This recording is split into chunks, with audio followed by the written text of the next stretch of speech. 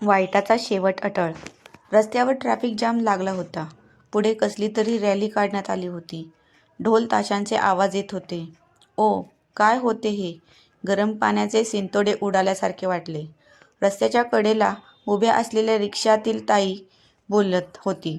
तेवढ्यातच त्या ढोल ताशांच्या आवाजातला चिरत एक कर्णकर्कश आवाज कानावर पडला. रिक्षावाला खाली उतरून पाहतो तर 21 वर्षाची तरुणी आपल्या चेहऱ्यावर हात ठेवून ओरडत होती. बाजूला तिची स्कूटी पडली होती.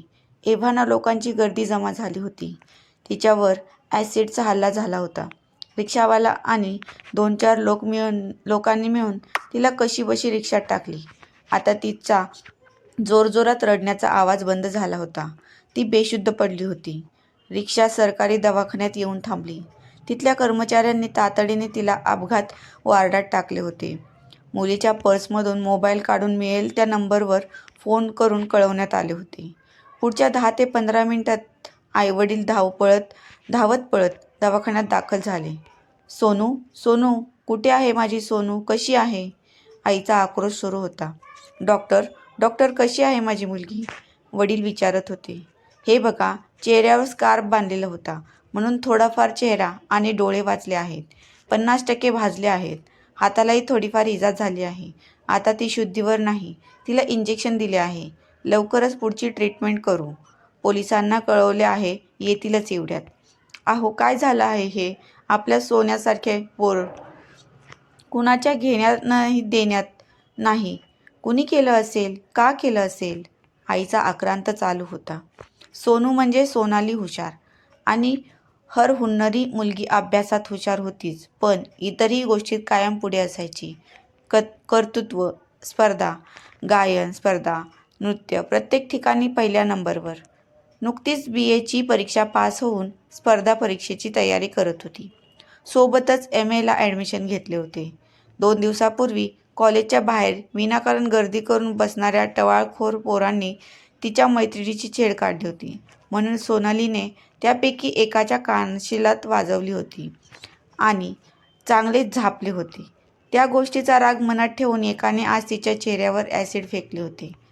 पोलीस चौकशी सुरू झाली. सोनालीच्या मैत्रिणीने दिलेल्या जबाबावरून त्या टवाळखोर पोरांना अटक करण्यात आली. नंतर कळले की त्यापैकी एक मुलगा हा आमदाराचा लहान भाऊ होता. वरून दबाव आला आणि त्याला मोकाट सोडण्यात आले होते, ज्याने हा हल्ला केला होता. काही महिन्यात सोनालीच्या प्रकृतीत सुधारणा झाली होती, पण चेहरा पूर्णपणे विद्रूप झाला होता. चेहऱ्यावरील घाव हळूहळू मिटणार होते, पण मनावर आणि अस्तित्वावर झालेल्या आघाताचे काय? आज 4 महिन्याची सोनाली कॉलेजला गेली होती, पण अंगात गुरखा घालून गेली होती. चेहरा पूर्णपणे झाकलेला होता, म्हणून कोणीही तिला ओळखले नाही. आजही कॉलेजच्या गेटवर त्या टवाळांची टोळी बसलेली होती आणि येणाऱ्या जाणाऱ्या मुलींना पाहून काहीतरी टॉन्टिंग करायचे आणि दात पिचकून हसायचे. सोनाली दूर उभी राहून गंमत पाहत होती. हळूहळू एक पाऊल पुढे टाकत होती. पर्समधून पाण्याची बाटली बाहेर काढली आणि विजेच्या आवेशाने त्यांच्या तोंडावर ओतली. ज्याने तिच्यावर ॲसिड फेकले होते त्याचा चेहरा जळत होता. तो जीवाच्या आकांताने ओरडत होता. सैरभैर पळत होता. सोनाली मात्र जोरजोरात हसत होती. एका राक्षसाचा नायनाट आणि वाईटाचा शेवट केल्याने तिला समाधान वाटले होते. पुन्हा तो दुसऱ्या मुलीला इजा पोहोचू नये म्हणून त्या असुराचा असा शेवट केला होता. मित्रांनो, तुम्हाला ही कथा आवडली असेल तर चॅनलला लाईक आणि सबस्क्राईब नक्की करा. धन्यवाद.